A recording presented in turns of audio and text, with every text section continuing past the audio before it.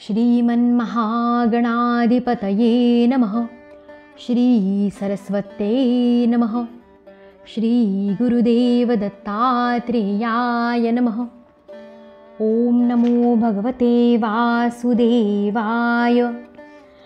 आदौ देवकी देवगर्भजननं गोपीगृहे वर्धनं मायापूतनजीवतापहरणं गोवर्धनोद्धारणं कंसच्छेदनकौरवादिहननं कुन्तीसुतापालनम् एतद्भागवतं पुराणकथितं श्रीकृष्णलीलामृतं।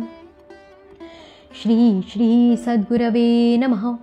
हृदयान्तरी वसेतु श्रीगुरुमाऊली। वरदहस्तधर मम श्री तव प्रेमलाभो जन्म जन्मान्तरी।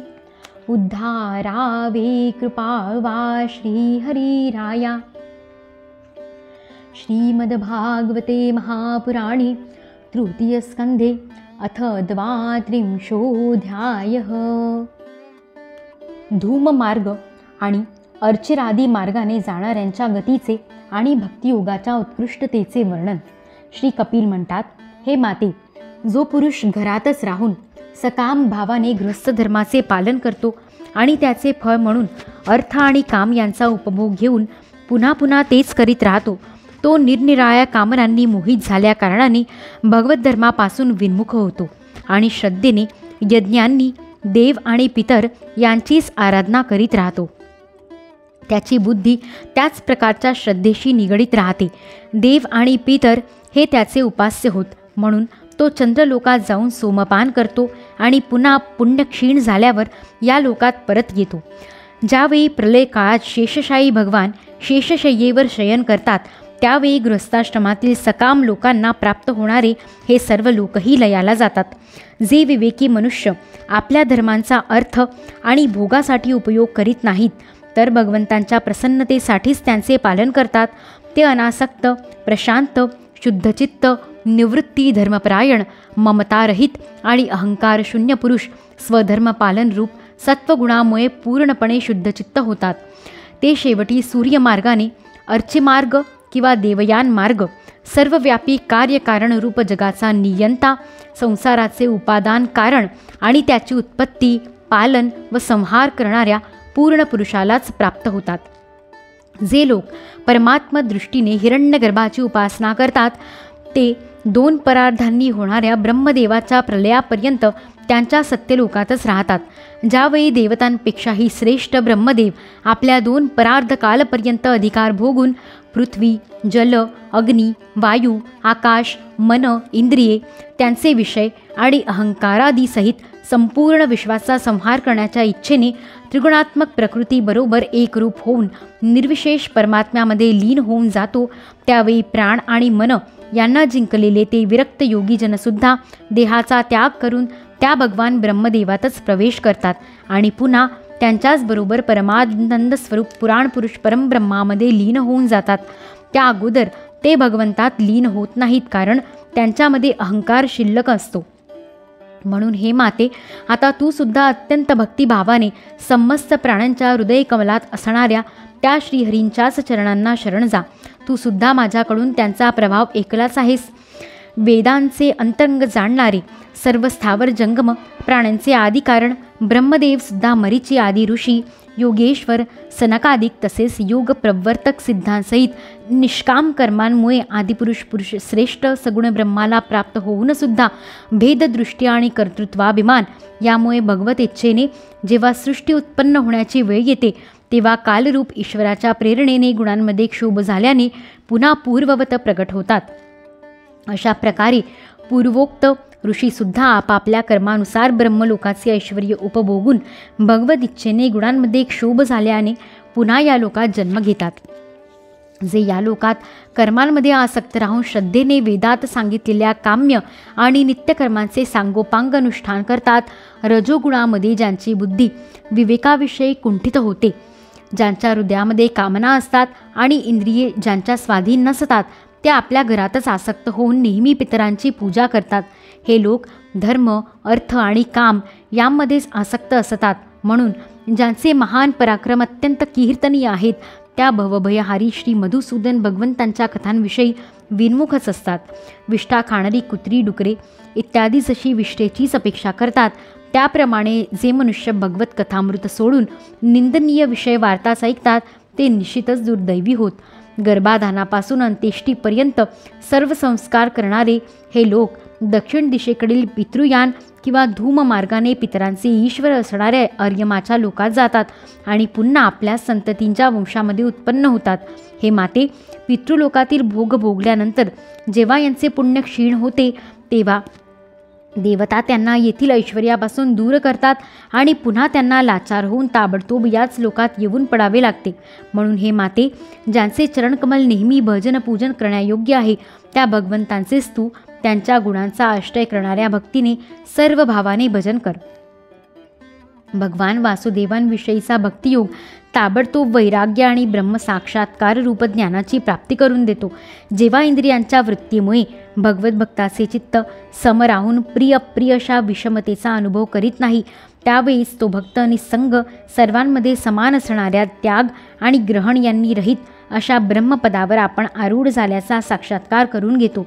तोच ज्ञानस्वरूप, तोच परमब्रह्म, तोच परमात्मा, तोच ईश्वर, तोच पुरुष, तोच एक भगवंत स्वतः जीव, शरीर, विषय, इंद्रिये इत्यादी अनेक रूपात प्रतीत होतो. या संसाराविषयी आसक्तीचा संपूर्ण नाश होणे हेच योग्यांच्या सर्व प्रकारच्या योग साधनेचे एकमात्र इष्टफळ आहे. ब्रह्म एक आहे, ज्ञानस्वरूप आणि निर्गुण आहे. तरीसुद्धा ते बाहेर धावणाऱ्या इंद्रियांमुळे भ्रमाने शब्द इत्यादी पदार्थांच्या रूपात भासते.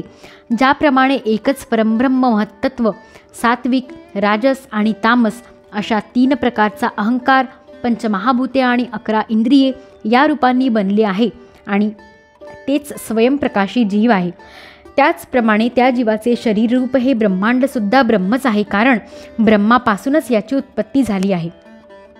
परंतु जो श्रद्धा, भक्ती आणि वैराग्य तसेच निरंतर योगाभ्यास यामुळे एकाग्र चित्त आणि अनासक्त झालेला आहे, तोच याला ब्रह्मरूपात पाहू शकतो. हे पूजनीय माते, मी तुला हे ब्रह्म साक्षात्काराचे साधनरूप ज्ञान ऐकवले. याच्याद्वारा प्रकृती आणि पुरुषाच्या यथार्थ स्वरूपाचा बोध होतो. हे देवी, निर्गुण ब्रह्मविषयक ज्ञानयोग आणि माझ्याविषयीचा भक्तियोग या दोन्हींचे फळ एकच आहे. त्यालाच भगवंत म्हणतात. जसे रूप, रस, गंध इत्यादी अनेक गुणांचा आश्रय असणारा एकच पदार्थ भिन्न भिन्न इंद्रियांच्या द्वारा विभिन्न रूपाने अनुभवास येतो, तसेच शास्त्राच्या वेगवेगळ्या मार्गांनी एकाच भगवंतांची अनेक प्रकारांनी अनुभूती येते. अनेक प्रकारची कर्मे, यज्ञ, दान, तप, वेदाध्ययन, वेदविचार, मन आणि इंद्रियांचा संयम, कर्मांचा त्याग, विविध अंगी असलेला योग, भक्तियोग, प्रवृत्ती मार्ग आणि निवृत्ती मार्ग असे दोन्ही प्रकारचे धर्म, आत्मतत्वाचे ज्ञान आणि दृढ वैराग्य या सर्व साधन मार्गांनी सगुण निर्गुण रूप स्वयंप्रकाश भगवंतालाच प्राप्त केले जाते. सात्विक, राजस, तामस आणि निर्गुण भेदाने 4 प्रकारच्या भक्तियुगाचे आणि जो प्राण्यांच्या जन्मादी विकारांचा हेतू आहे, तसेच ज्याची गती जाणता येत नाही त्या काळाचे स्वरूप मी तुला सांगितले. हे देवी, अज्ञानाने कर्मे केल्याने जीवाला ज्या अनेक गती प्राप्त होतात तेथे गेला असता तो आपल्या स्वरूपाला जाणू शकत नाही. मी तुला जो ज्ञानाचा उपदेश केला आहे तो दुष्ट, उद्धट, घमेंडखोर, दुराचारी आणि दांभिक पुरुषांना कधीही करू नये. जो विषय लोलूप आहे, गृहासक्त आहे, माझा भक्त नाही किंवा माझ्या भक्तांचा द्वेष करणारा आहे, त्यालासुद्धा याचा उपदेश कधी करू नये. जो अत्यंत श्रद्धाळू, भक्त, विनयशील, दुसऱ्यांविषयी दोषदृष्टी न ठेवणारा, सर्व प्राण्यांशी मैत्री असणारा, गुरुसेवेमध्ये तत्पर, बाह्य विषयांमध्ये अनासक्त, शांतचित्त, मत्सरशून्य आणि पवित्र चित्त असेल, तसेच मला परमप्रियतम मानणारा असेल, याला त्याचा नक्कीच उपदेश करावा. माते, जो पुरुष माझे ठिकाणी चित्त ठेवून याचे श्रद्धापूर्वक एक वेळ का होईना श्रवण किंवा कथन करील, तो माझ्या परमपदाला प्राप्त होईल. अध्याय 32 समाप्त.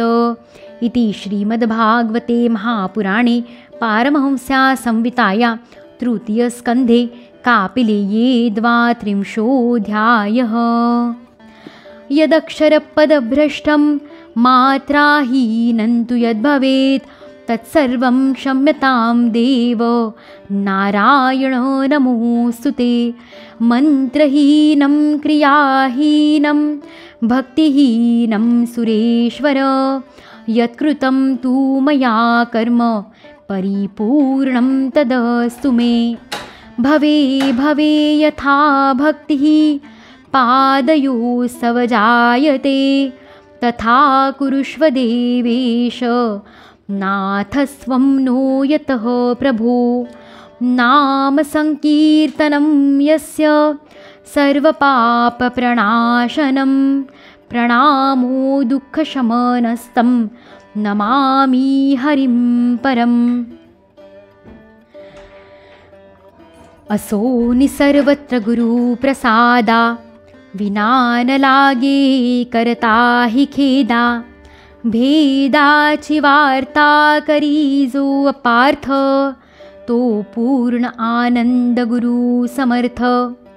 ऋषिकेशमेवाग्मनः काय जातं हरे ज्ञानतो विश्वसाक्षिन्।